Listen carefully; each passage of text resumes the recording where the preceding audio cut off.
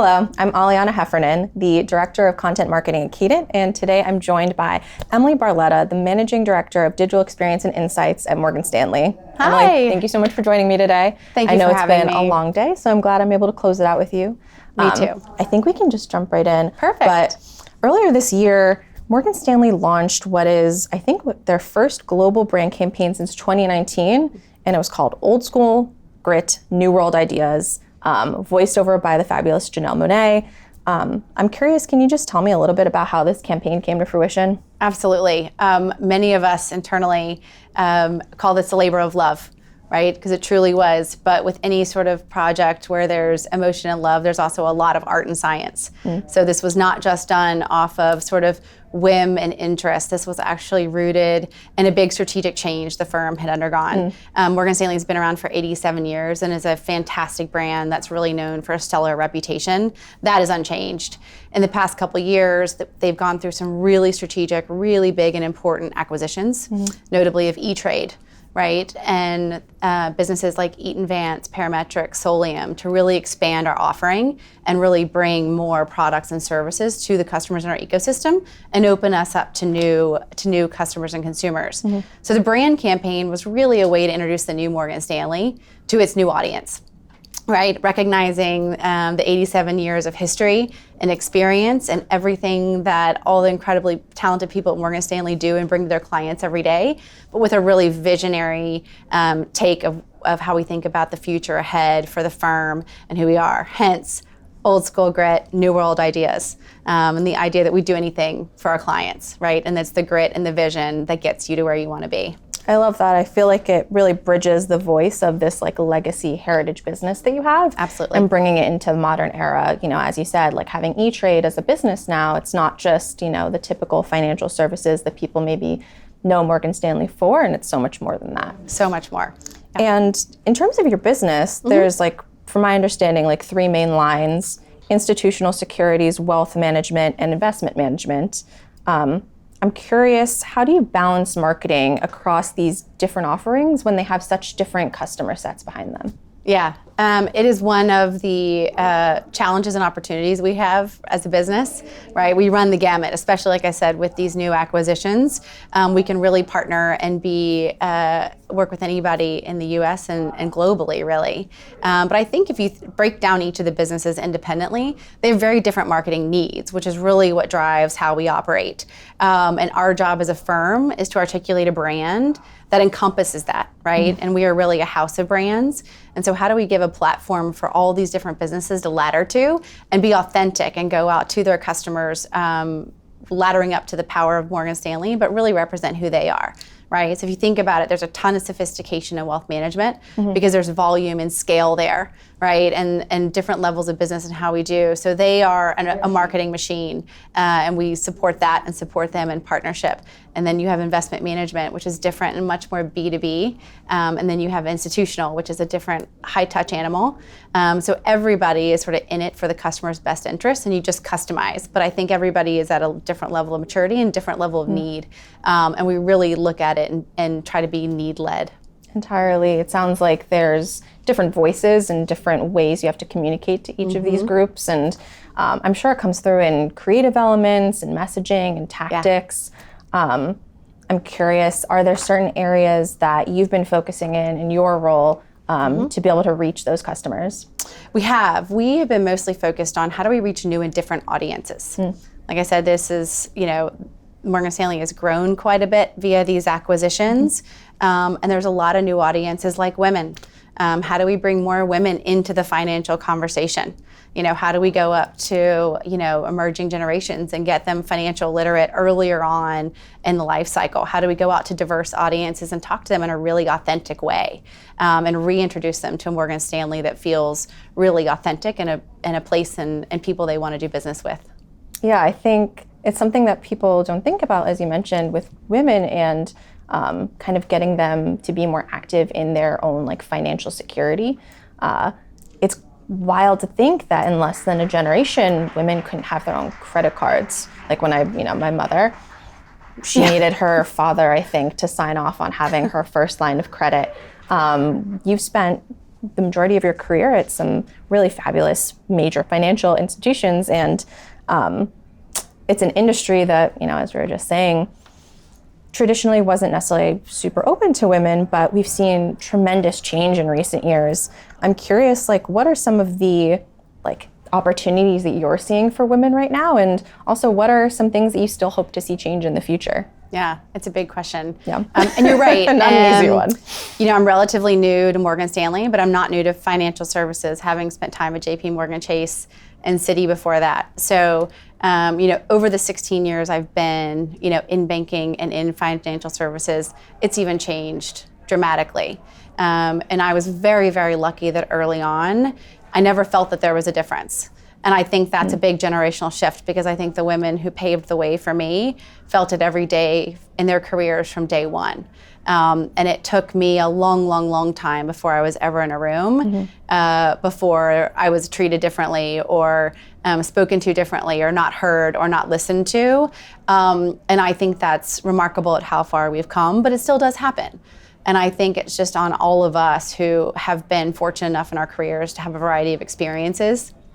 I feel really lucky to now have served at 3 different banks, all with incredible brands, and learned a tremendous amount along the way. Now it's my job to bring others along with me, men and women, because I think it doesn't have to be a gender thing. The same way I think, successful men and successful women in the workplace can be big advocates, and really that's all we're here to do. I think if you can't look up and see somebody who either looks like you or appreciates you in your seat, it's really, really hard to advance. So I think, mentorship is one thing, but having an advocate is key. So I think as we look across our networks, that's another thing that we should think about. How do we be better advocates? How do we provide mentorship in a really invested way to people who are coming up, and not for anything than give more than we receive? I'm 100% behind that. Something that really impressed me when I was kind of just doing some more research into Morgan Stanley, I saw an Instagram post from Women's History Month, and there was a woman who I believe joined your company back in 1992, and when she joined, she was one of the only Black women associates at Morgan Stanley, and she's now been with the company for 30 years, and it was really a testament to the tremendous work that Morgan Stanley is doing to really empower women, diverse groups, et cetera. But also just that the industry is changing, and it's really empowering people to find their path and forge their own way, and stay with the company, which is also always nice to see. I think that's one thing that's amazing about Morgan Stanley. You have people that have been there for decades, right? And almost more than I've seen anywhere else. People it's the followership of the people internally. There's very steady, very strong leadership, but there's also a real love of the firm and a love of the company, and that's amazing to see. And I think through that, we want to bring in different new people. We're also very thoughtful, and I've been very impressed in my short tenure there so far, how much emphasis we put on recruiting, how much emphasis we put on what does our brand say to people so that they want to come join us. And we get the right people in the doors who build on our culture, protect it, live our values in a really authentic way. It's not just visionware, it's real. And the company really prides itself on that. And I think that is, a huge part of its success and stellar reputation. And we're trying to do things within marketing that signal that. Like doing the banker bag as an example we've talked about, right? Which was a long time a status symbol on Wall Street and in financial services. Completely, the finance bro, as the everyone finance knows. Bro, but geared towards men, right? You never saw even one of those women, 30 years ago, who was the first one in her seat on a trading floor, might have been given the bag, but wouldn't feel comfortable carrying it. So one of the biggest and most fun efforts the team has done with actually rave success is the partnership with Rebecca Minkoff to create a banker bag 2.0 really designed for a woman, and how a woman who works in financial services can carry the bag and have that same sort of symbol walking around New York City or wherever she is around the globe, that she's a part of this financial community and someone who is doing great things professionally with something that resonates deeply and feels comfortable to carry. It's part of an inclusion effort. it sounds so simple, like something so small as, the bag that someone handbag, carries, yeah. something that has a logo on it. But really, it's indicative of a culture shift. It is. And it's great to see that like you're able to have this visual signifier of that shift. And I actually got a chance to see your bag earlier. It's a gorgeous bag. But I think in true like magazine interview format, I'd be remiss if I didn't ask you if you could share maybe like what's in your bag. What do you typically carry? Oh, I love it. I love it. Well, today I came up very early on the Acela. So I was on the Dark 30 Acela to get here today, which I was thrilled to do. So I've got a tech bag full of cords and wires and things to keep me powered up through the day. My makeup bag, because we're doing all these great sessions to get me touched up along the way. Things like wallet, 2 different iPhones, one for work, one for personal, and then a notebook that I couldn't get through my day without. I'm a writer downer and a list person, and so but that's all I have. So traveling pretty light. Nice. And I think I just wanted to close out with kind of getting a sense of what advice would you give to other women that are entering the financial services industry? Particularly if they're entering. I mean, I think there's a lot of different advice I'd give at different stages of someone's career.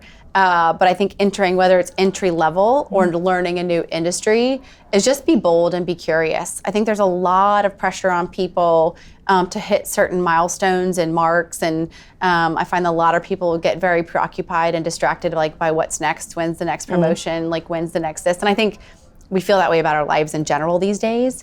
But I think one of the best things to do is learn, right? New to like professional life, new to a new career, new to a new industry.